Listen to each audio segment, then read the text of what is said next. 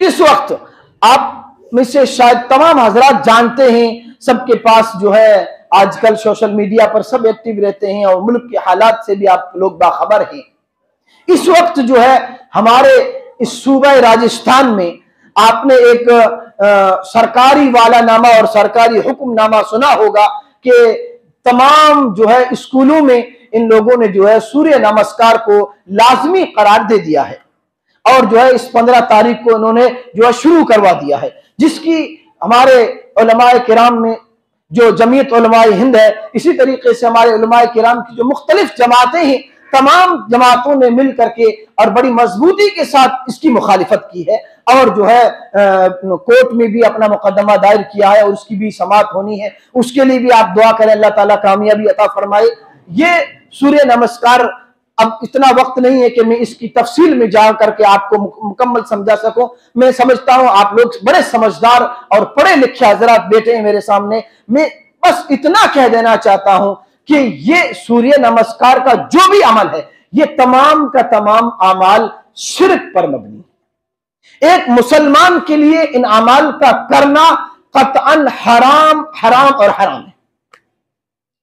अल्लाह के अलावा किसी की पुकार ये मुसलमान के लिए कतअन जायज नहीं। ये बुनियादी मसला है हमारा दीन, वरना अगर इस मसले में हमने लचक पैदा कर दी तो हमारी रात की तहज्जुदें, हमारे बड़े बड़े सदके, हमारी बड़ी बड़ी ज़कातें, हमारे बड़े बड़े लंबे लंबे रात के क़याम तमाम के तमाम हमारे मुंह पर मार दिए जाएंगे अगर अकीदा तौहीद में जरा सी भी लचक आ गई। तौहीद ही मुसलमान का बुनियादी अकीदा है। सब कुछ बर्दाश्त किया जा सकता है, सब सारे मजालिम सहे जा सकते हैं। हमने पिछले जुमे नबी करीम सल्लल्लाहु अलैहि वसल्लम की आपकी सीरत तय्यबा के ताल्लुक से आपकी जो दीन की और तौहीद की दावत का पैगाम जो सुना था, उसमें भी अल्लाह के रसूल अलैहिस्सलाम की सीरत में हमें यही बतलाया गया है। और इसी तरीके से ये तो हमारा बुनियादी अकीदा है। अगर तौहीद ही नहीं है तो हमारी पूरी इमारत रह जाएगी, हमारे सारे अमाल अकारत और बेकार चले जाएंगे। इसलिए इस बुनियादी मसले को बड़ा जो है अहमियत से और इसको जो है इसकी नजाकत को समझने की जरूरत है। स्कूलों में पढ़ाया जा रहा है, हमारे बच्चे स्कूलों में जाते हैं, हमें पता ही नहीं कि वहां क्या कराया जा रहा है। अभी पिछले में जो इनका 22 तारीख को जो इनका इफ्तिताह हुआ था राम मंदिर का, उस मौके पर बाज़ स्कूलों में ऐसे फंक्शन रखे गए कि जिसमें जो है उस राम की स्टोरी को बयान किया गया। तो उसमें जो जिन स्कूलों में मुस्लिम बच्चे पढ़े, आप अंदाजा लगाइए इनकी ज़हनियत का कि हमारे बच्चों की ज़हनियत को कितना खराब किया जा रहा है। जो मुसलमान बच्चे उन स्कूलों में जा रहे थे, उन बच्चों को गैरुल्लाह की एक्टिंग और उनका रोल दिया गया मुस्लिम बच्चों को। क्या उनकी स्कूलों में गैर मुस्लिम बच्चे नहीं थे? आप अंदाजा लगाइए। ये बड़ी समझने वाली बात है। हम गफलत में पड़े हुए हैं, हमारी अभी तक नींद ही नहीं उड़ रही है, हम तो अभी तक करोड़ों की शादियों में लगे हुए हैं, हमें तो डीजे बजाने से फुर्सत नहीं है। हमें नस्ल नौ की ईमान की हिफाजत कौन करेगा?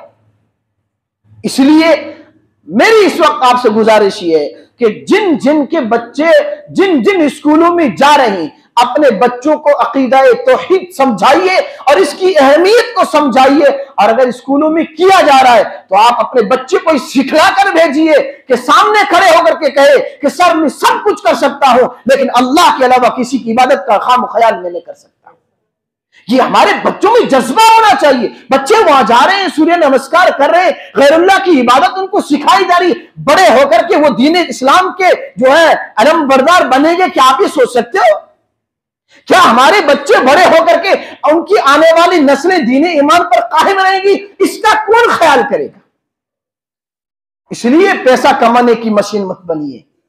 खुदारा अपनी नस्ल नौ की ईमान की हिफाजत कीजिए। तौहीद है, बातिल के सामने अगर कोई इंसान की ताकत इंसान को टिका सकती है तो सिर्फ तौहीद की दावत है। तौहीद की अमानत सीनों में है हमारे, आसान नहीं मिटाना नामो निशान हमारा। अल्लामा इकबाल ने ऐसे थोड़ी कहा था। हाँ, तौहीद की अमानत जब तक अपने दिलों में और अपने बच्चों के दिलों में मजबूत नहीं करेंगे तो याद रखिए हमारी आने वाली नस्लों के ईमान के जनाजे निकल जाएंगे और हमें एहसास करने। इसलिए अपने बच्चों को इस पर मुतवज्जे कीजिए कि स्कूल जा रहे हैं तो जाओ। अगर कोई इस काम के ना करने पर आपके बच्चों को स्कूल से निकालता है, आप छोड़ दीजिए, लात मारिए दुनिया की ऐसी तालीम पर जो आपके अकीदा तौहीद पर कंप्रोमाइज कर रही हो। थूक दीजिए ऐसी डिग्री पर जो आपके ईमान को सल्ब करने वाली बात कर रही हो।